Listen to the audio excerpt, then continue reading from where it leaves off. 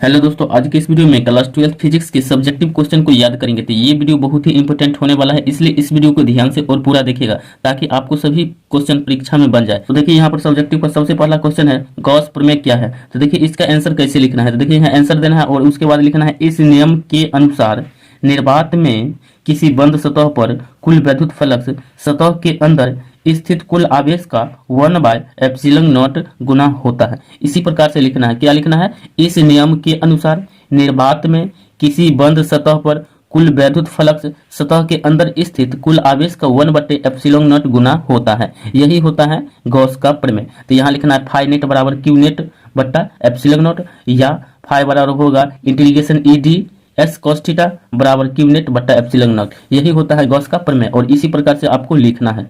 अब देखिए यहाँ पर दूसरा क्वेश्चन क्या है, विद्युत द्विध्रुव आघूर्ण क्या है। तो देखिए इसका आंसर क्या होगा। तो देखिए इसका आंसर होगा, द्विध्रुव के किसी आवेश तथा दोनों आवेश के बीच की दूरी का गुणनफल द्विध्रुव आघूर्ण कहलाता है। यानी कि जो द्विध्रुव के दोनों आवेश है उसमें से किसी एक आवेश को लेना है और उसके बीच की दूरी जो होगा उसको गुना कर देना है। तो इसी को कहते हैं द्विध्रुव आघूर्ण। अर्थात देखिए यहाँ दिया गया है वेक्टर पी बराबर मॉड क्यू इंटू 2a, जहाँ मॉड क्यू क्या है, तो यहाँ आवेश है और यहाँ 2a क्या है, तो दोनों आवेश के बीच की जो है दूरी है। तो यही हो जाता है क्या, द्विध्रुव आघूर्ण होता है। तो इसी प्रकार से आपको इसका भी आंसर लिख देना है। तो अब देखिए यहाँ पर 3 नंबर क्वेश्चन है, गतिशीलता को परिभाषित करें, और इसको ध्यान से देखिएगा तब आपको समझ आएगा। देखिए यहाँ पर दिया गया है, प्रति एकांक विद्युत क्षेत्र में मुक्त इलेक्ट्रॉन्स का अपवाह वेग गतिशीलता कहलाता है। यानी कि प्रति एकांक विद्युत क्षेत्र में जो मुक्त इलेक्ट्रॉन्स होगा उसका अपवाह वेग क्या कहलाता है, गतिशीलता कहलाता है। अर्थात म्यू बराबर वी डी बट्टे ई, यानी कि यही होता है अपवाह वेग। म्यू बराबर वी डी बट्टे ई, जहाँ वी डी क्या है, अपवाह वेग है, और ई क्या है, यह आवेश है। अब देखिए यहाँ पर 4 नंबर क्वेश्चन क्या है, आवेश क्वांटीकृत होता है, वर्णन करें। तो देखिए आवेश क्वांटीकृत होता है, इसको वर्णन करना है। कैसे करना है, तो देखिए यहाँ पर आंसर देना है और यहाँ देखिए क्या देना है, देखिए यहाँ पर आंसर लिखना है। तो कोई भी आवेश मूलभूत आवेश का संख्यात्मक गुणन होता है। यानी कि जो कोई भी आवेश होगा वह मूलभूत आवेश का क्या होगा, गुणन होगा। अर्थात Q बराबर प्लस माइनस एन ए, जहाँ देखिए n क्या है, संख्या है, और E क्या है, तो मूलभूत आवेश है। जहाँ देखिए क्या है, E मूलभूत आवेश है जिसका मान होता है 1.6 इंटू 10⁻⁻90 कूलम। ये होता है क्या, आवेश का मूलभूत आवेश। इसी प्रकार से आपको लिखना है।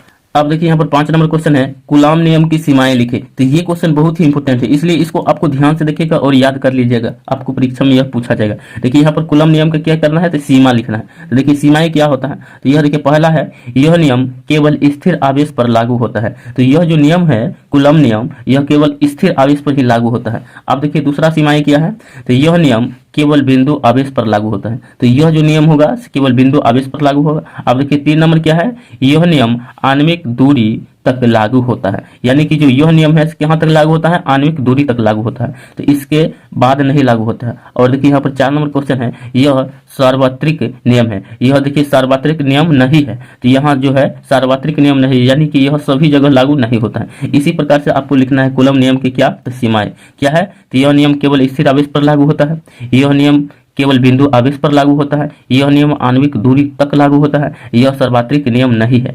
तो इसी प्रकार से आपको इसकी सीमा लिखना। प्रकाश का अपवर्तन क्या है, इसके नियमों को लिखे। तो इसको देखिए कैसे सॉल्व करते हैं, तो इसको ध्यान से आप देखिएगा। यहाँ पर देखिए पहला क्वेश्चन क्या है, प्रकाश का अपवर्तन क्या है, यानी प्रकाश का अपवर्तन क्या है।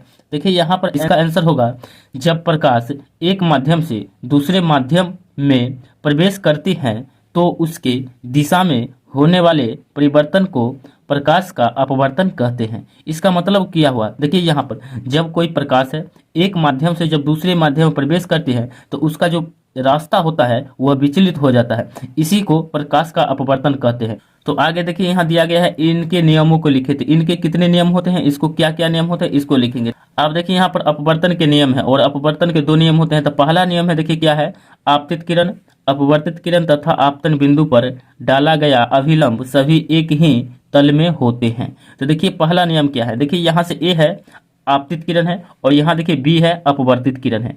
इसके बाद देखिए यहाँ पर एन और एन डैश क्या है, अभिलंब है, और यहाँ देखिए ओ जो है, यहाँ पर ओ यह है आपतन बिंदु। तो पहला नियम यही कहता है, आपतित किरण, अपवर्तित किरण तथा आपतन बिंदु पर डाला गया अभिलंब सभी एक ही तल में होते हैं। तो देखिए यहाँ पर यही बात है, आपतित किरण, यहाँ अपवर्तित किरण और आपतन बिंदु पर जो डाला गया अभिलंब है यह सभी एक ही तल में होते हैं। यही हुआ अपवर्तन का पहला नियम।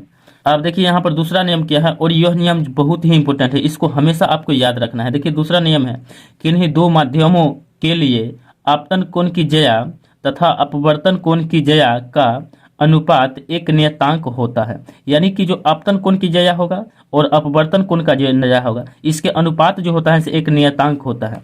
और देखिए यहाँ पर अर्थात दिया गया है म्यू बराबर साइन आई बट्टे साइन आर, और इसी नियम को क्या कहते हैं, इसी नियम को एस्नेल का नियम भी कहते हैं। देखिए यहाँ पर आपको नोट में दिया गया है, इसे एस्नेल का नियम कहते हैं। तो एस्नेल का नियम आप अगर आपको पूछता है तो लिखेंगे, किन्हीं दो माध्यमों के लिए आपतन कोण की ज्या, ज्या का मतलब होता है साइन, तथा अपवर्तन कोण का ज्या, उसका मतलब भी होता है साइन, का अनुपात एक नियतांक होता है। इसे एस्नेल के नियम कहते हैं। अर्थात देना है, उसके बाद देखिए लिख देना है यहाँ म्यू बराबर साइन आई बट्टे साइन आर। देखिए साइन आई का मान होगा वर्तन कोण होगा, और यहाँ पर देखिए आपतन कोण और अपवर्तन कोण हुआ। साइन आई हुआ आपतन कोण, और यहाँ देखिए साइन आर जो होगा अपवर्तन कोण होगा। ये दोनों को जो अनुपात होता है एक नियतांक होता है, इसे ही एस्नेल के नियम कहते हैं। इसी प्रकार से आपको लिख देना है। तो देखिए एक बार और समझ लीजिए क्या है, कि इन्हीं दो माध्यमों के लिए आपतन कोण की ज्या तथा अपवर्तन कोण की ज्या का अनुपात एक नियतांक होता है, इसे एस्नेल का नियम कहते हैं। अर्थात म्यू बराबर साइन आई बट्टे साइन आर, जहां म्यू बराबर नियतांक, यानी जो म्यू है यह कांस्टेंट है, और इसी नियम को क्या कहते हैं, एस्नेल का नियम कहते हैं। इसी प्रकार से आपको लिख देना है। यदि आपको ये वीडियो अच्छा लगा है तो इस वीडियो को कर दीजिए लाइक, और इस चैनल पर पहली बार है तो इस चैनल को भी कर दीजिए सब्सक्राइब, ताकि और भी नए नए वीडियो को नोटिफिकेशन आपको हमेशा मिलते रहे। फिर मिलते हैं अगले वीडियो में, तब तक के लिए।